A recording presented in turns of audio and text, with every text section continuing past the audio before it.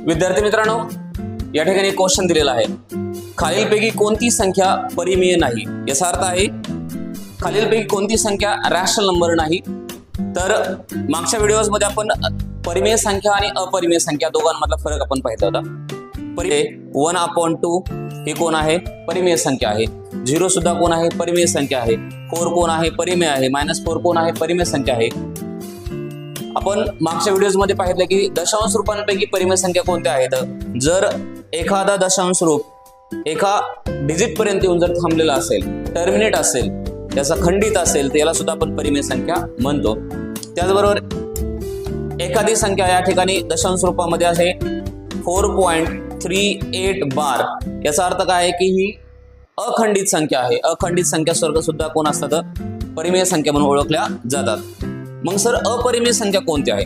अपरिमेय संख्यांमध्ये आपण स्पेशली पाहिलं तर पाठ करायला सांगितलं विद्यार्थ्यांना की पाय ही व्हॅल्यू कोण आहे? अपरिमेय संख्या आहे, कारण याचा डेसिमल स्वरूप जे आहे ते कसं आहे?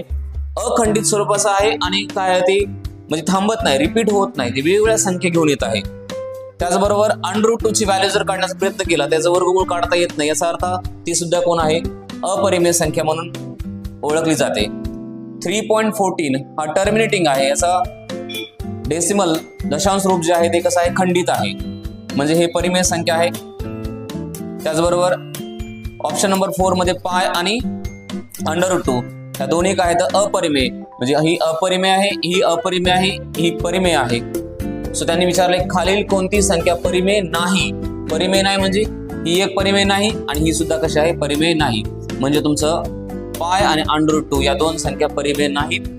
पर्याय क्रमांक 4 मध्ये पाय आणि √2 असा दिलेला आहे, याचा अर्थ पर्याय क्रमांक 4 हे तुमचं काय उत्तर आहे। अशा प्रकारचे NMS एक्झाम मध्ये येणारे भरपूर काही व्हिडिओज येणार आहेत आपल्यासाठी। 1 एप्रिलला आपली NMS ची पहिली बॅच चालू होत आहे।